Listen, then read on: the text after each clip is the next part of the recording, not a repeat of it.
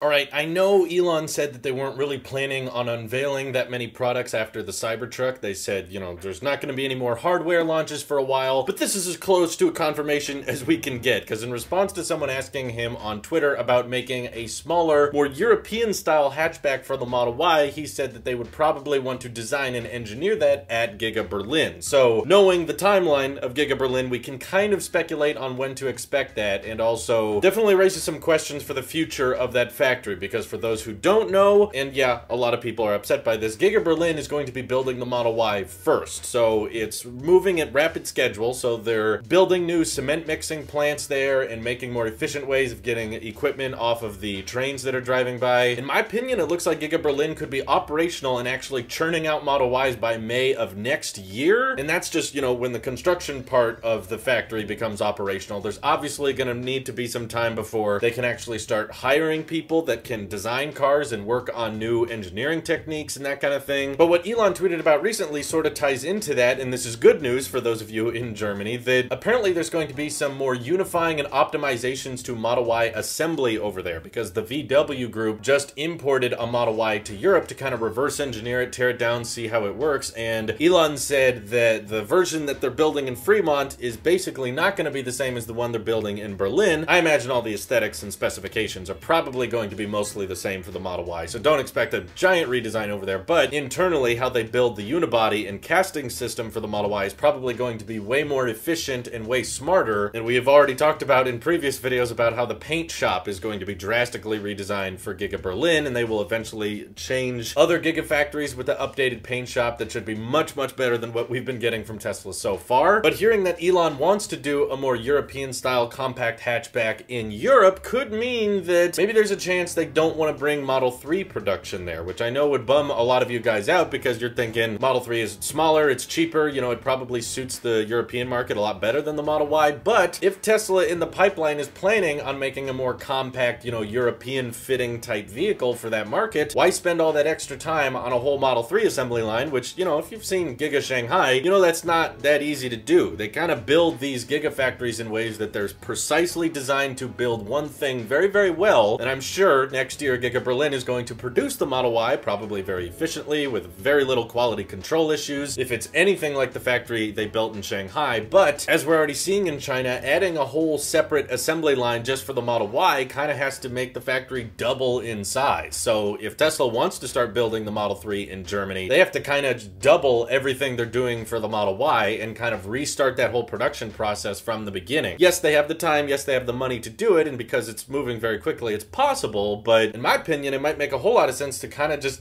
get moving on that European-style hatchback, the more compact one that's much smaller than the Model Y, and just focus on bringing that to market first, because there's clearly already a lot of Model 3s in Europe as it is. Yes, people over there have to pay a lot more for it because it has to be imported all the way over from the US, and building it in Germany would be a lot cheaper, but it definitely shares a lot of design characteristics with the Model Y, and Tesla's probably betting that the Model Y is a larger market as it is. So in my opinion, it might just make more sense to, when you're expanding GigaBerlin, start working on that more compact hatchback, because that is clearly a very popular market there and a lot of people are willing to pay for it, and seeing Teslas get cheaper and cheaper and cheaper and have better manufacturing optimizations internally can result in healthy profit margins while at the same time making more affordable vehicles for the consumer. So the biggest reason I could see them waiting on building the Model 3 in Germany, I'm not saying they never have to do it, I'm just not sure if that should be the next car they build there, is because the Model 3 internally has a lot of dated design techniques, as we've talked about before. The internals of the Model 3 are much more complicated, there's a lot more parts, and it requires a lot more manual labor than the Model Y does. So maybe it's best to wait on manufacturing the Model 3 there until they find ways of bringing kind of the Model Y treatment of, the heat pump and the unibody casting and the internal parts being a lot more simple and easier to put together and requiring less manual labor. If they could bring all of those characteristics they learned from the Model Y to the Model 3, and then in that way could find a way to price it much more competitively and much more fairly compared to what they charge for it here versus in Europe. And perhaps then it would make sense to continue manufacturing the Model Y and Model 3. Maybe there's a lot of assembly optimizations they've learned from Giga Shanghai that they can now apply to Giga Berlin. But either way, I'm happy to hear Elon is still interested in engineering and designing newly designed cars for different markets and different countries, and hopefully in time those new designs and updated characteristics can come to other countries as well, because I'm sure pretty much everyone in the world would be all on board a smaller, cheaper Tesla, especially if they could get it under the $30,000 price target, which will mostly be bottlenecked by battery production. But yeah, once again, gotta wait on Battery Investor Day for that one. So let me know where you guys think Tesla should design and build their first subcompact hatchback that could be more affordable for people, maybe not have a crazy great range, but be able to enter that much lower income bracket and compete more with those cheaper gas cars. Feel free to hit me up over on Twitter, join my Discord, we can chat more about it there. Thank you all for watching. Hope you have an excellent rest of your day. Take care.